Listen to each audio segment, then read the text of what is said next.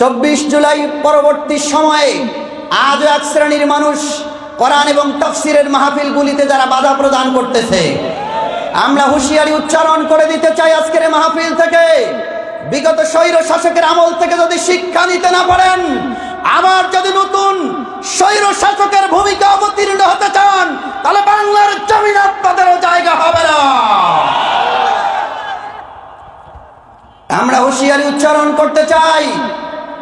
প্রশাসনের দায়িত্ব থেকে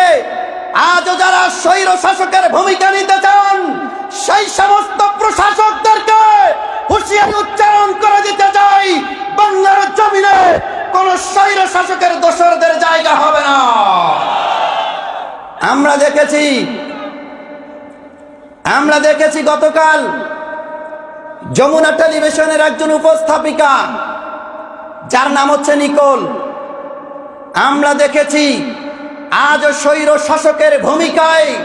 তাদের জন্য হৃদয় থেকে একটা ভালোবাসা উতলে পড়ছে। এখনো যারা স্বাধীন এ বাংলাদেশে, আজও যারা স্বৈর শাসকের পক্ষে কথা বলছো, কান খুলে শুনে রাখো, বাংলার জমিনে কোন স্বৈর শাসকের দোসরদের স্থান হবে না ইনশাআল্লাহ।